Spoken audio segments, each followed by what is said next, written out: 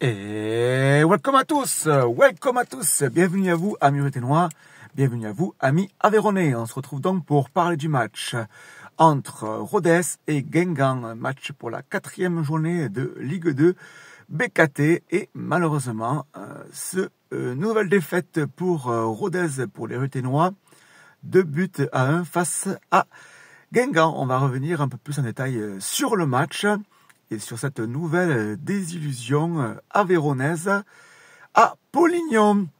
Voilà, un petit peu un débrief à ma sauce, comme pour ceux qui ne sont pas encore habitués. Voilà, donc je fais des débriefs depuis longtemps.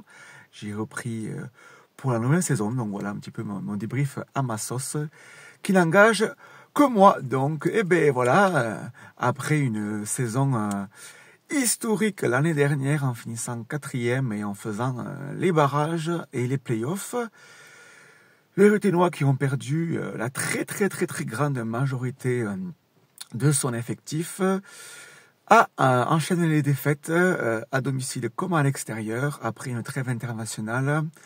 Malheureusement, les ruténois se sont inclinés face à Guingamp, les Bretons, avec pas mal de faits de jeu, pas mal de chamboulements dans le début de saison des ruténois, dans l'extra sportif, notamment le président Pierre-Olivier Murat, qui a fait les pages des tabloïds, que ce soit les médias, notamment l'équipe et surtout RMC, avec, si vous avez suivi un petit peu les déboires avec les élections de la LFP, pas mal d'histoires malheureusement qui entachent un petit peu l'image du club de Rodez, l'image familiale et l'image plutôt qui était positive au premier abord sur le club de Rodez, sur le club de l'Aveyron. Mais voilà, c'est vrai que ça a rentré trop en détail. Vous me direz d'ailleurs ce que vous en pensez en commentaire, mais c'est vrai qu'on a notre image qui est écorchée vis-à-vis de la situation du président, vis-à-vis des élections, des instances, notamment avec une sorte de clash avec Daniel Riolo de RMC. Et Extra Sportif continue encore avec... moi j'étais présent en première mi-temps malheureusement, mais donc du coup j'ai entendu des échos. Et le président du coup, qui est on va dire atypique, a été exclu. Et il faut savoir que c'est un petit peu tendu en ce moment avec le président, par rapport aussi, voilà, le président a protégé un petit peu Beansport qui ont payé les droits télévisuels de la Ligue 2. Faut savoir que du coup, si vous le savez, voilà, la Ligue 2 avant était le samedi soir en multiplex et le Ligue 2 a basculé avant l'histoire. Du coup, c'est vrai que ça, dans tous les stades de Ligue 2, ça porte préjudice par rapport à ce nouveau R. Et le président a clairement, voilà, soutenu Beansport, ce qui peut être compréhensible de certaines manières, puisque Beansport qui paye, donc du coup, qui est le seul détenteur de la Ligue 2, a programmé les matchs le vendredi soir, le multiplex. Donc ça porte un problème par rapport notamment au déplacement des supporters adverses. Du coup, c'est vrai que le week-end c'est plus pratique, et là le vendredi soir à 20h, il y en a qui travaillent, donc c'est un peu plus compliqué. D'ailleurs, vous me direz ce que vous en pensez en commentaire. Mais clairement, c'est vrai que c'est un sujet particulier. Mais bon, voilà, Beansport, il paye. Donc bon, je peux comprendre aussi qu'ils ont envie de choisir et de décider un petit peu les heures qui leur correspondent. Et donc du coup, Pierre-Olivier Murat a du coup été exclu.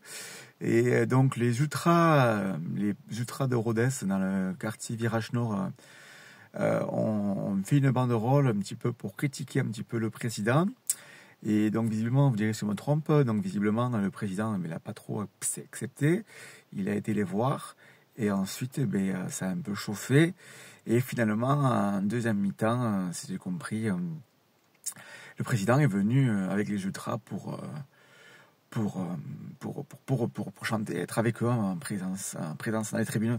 C'est un président, voilà, qu'on le veuille ou non, je vais pas tirer sur l'ambulance, qui est atypique, et c'est vrai que ça donne plus ou moins en ce moment un peu une mauvaise image.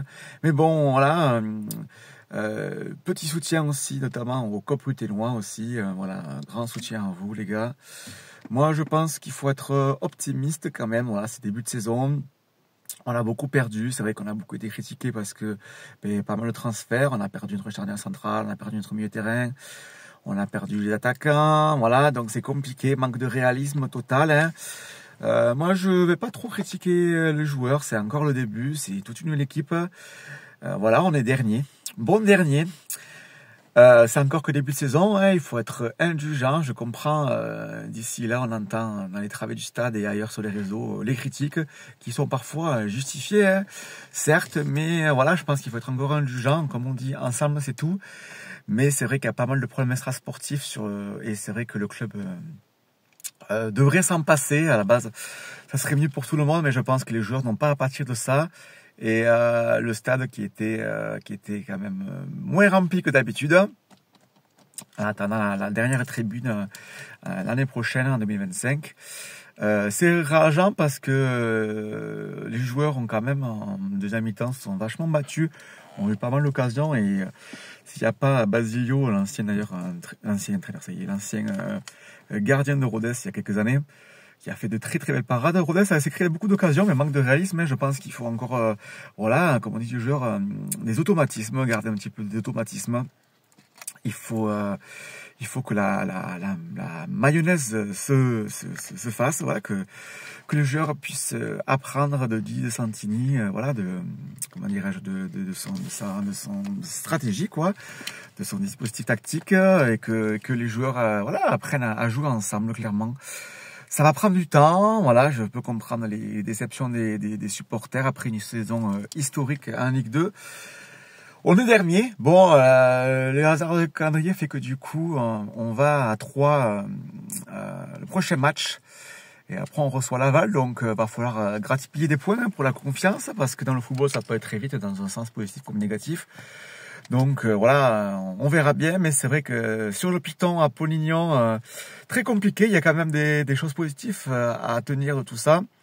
Mais moi, j'y crois. Vous savez, moi, je suis toujours un petit peu optimiste. Donc par rapport au Rodez, il va falloir tenir, il va falloir être indulgent, il va falloir que les défenseurs soient plus forts au niveau du placement, soient plus d'expérience. Voilà, clairement, ce sont des jeunes joueurs, hein. Clairement, Rodez, on est des jeunes joueurs et il faut qu'ils apprennent. Le club doit évoluer. Voilà, on est en train de finir le stade. Il y a un nouveau terrain synthétique au Troc. Voilà, on se développe. Mais bon, l'image est écorchée. C'était quand même un beau club qui reste familial, mais c'est vrai que l'image au niveau extrasportif est assez écorchée.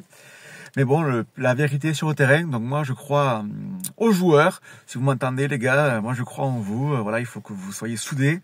Ici à Rodez, on veut des joueurs qui mouillent le maillot, qui se battent, qui donnent le maximum. Et au bout d'un moment, ça risque de passer, quoi.